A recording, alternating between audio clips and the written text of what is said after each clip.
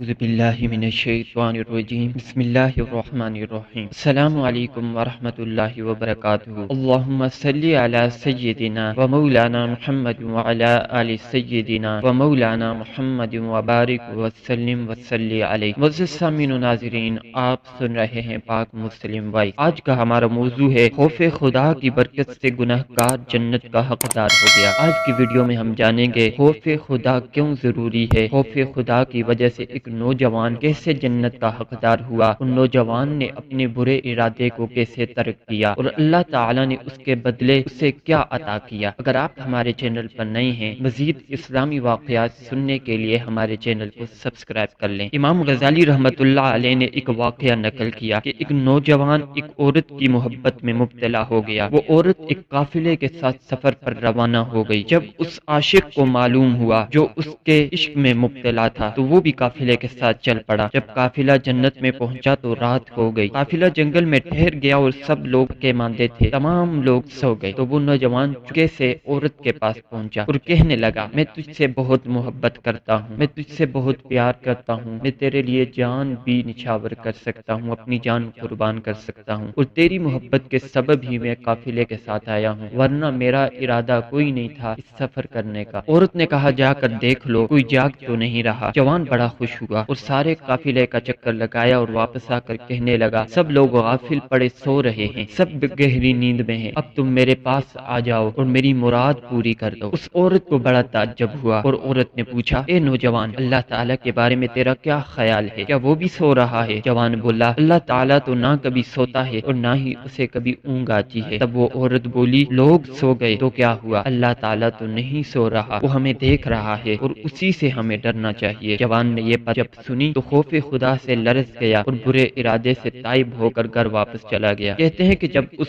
جوان کا انتقال ہوا تو کسی نے خواب میں دیکھ کر اس سے پوچھا، کیسے گزری، تمہارے ساتھ کیا معاملہ ہوا؟ نوجوان نے جواب دیا، میں نے اللہ تعالیٰ کے خوف سے ایک گناہ کو چھوڑا تھا تو اللہ تعالیٰ نے اسی سبب سے میرے تمام گناہوں کو بخش دیا۔ سامعین و ناظرین، خوف خدا جس کے دل میں نہیں وہ شخص انسان نہیں بلکہ شیطان ہے، اور خوف خدا سے انسان محبوب رحمان بن جاتا ہے۔ ایک اور واقعہ نقل کرتے ہیں کہ بنی اسرائیل کا ایک واقعہ کہ بنی اسرائیل کی ایک عورت نے افلاس اور تنگ دستی سے پریشان ہو کر ایک تاجر کے گھر جا کر کھانے کا سوال کیا۔ تاجر نے کہا، اگر تم میری آرزو پوری کر دو تو جو چاہو مجھ سے لے سکتی ہو۔ عورت بیچاری چپ چاپ خالی ہاتھ گھر لوٹ آئی، اور جب بچوں کی بھوک کی شدت سے رونا بلکنا ان کا دیکھا تو وہ عورت دوبارہ اسی تاجر کے پاس لوٹ گئی اور کھانے کا سوال کیا۔ تاجر نے پھر وہی بات کی جو پہلے کہہ چکا تھا۔ عورت بیچاری مجبور تھی، رضامند ہو گئی، مگر جب یہ دونوں تنہائی میں پہنچے تو عورت خوف خدا سے کانپنے لگی۔ تاجر نے پوچھا، کس سے ڈرتی ہو؟ اس عورت نے کہا، میں اپنے رب کے خوف سے لرزتی ہوں جس نے ہمیں پیدا کیا۔ تو تاجر نے کہا، جب تم اتنی محتاجی اور تنگ دستی میں بھی خدا کے خوف سے ڈرتی ہو تو مجھے تو اللہ تعالیٰ کے عذاب سے زیادہ ڈرنا چاہیے۔ جب یہ سنا تو اس نے اپنا سارا مال عورت کو دے دیا اور اس کو عزت کے ساتھ رخصت کر دیا۔ اللہ تعالیٰ نے حضرت موسیٰ علیہ السلام پر وحی بھیجی کہ فلاں بن فلاں کے پاس جاؤ اور اسے میرا سلام کہہ دو، کہنا کہ میں نے اس کے تمام گناہوں کو معاف کر دیا۔ حضرت موسیٰ علیہ السلام اللہ تعالیٰ کے حکم سے اس تاجر کے پاس آئے اور اس سے پوچھا کہ تم نے ایسی کون سی نیکی کی جس کی وجہ سے اللہ تعالیٰ نے تمہارے تمام گناہوں کو معاف کر دیا؟ تو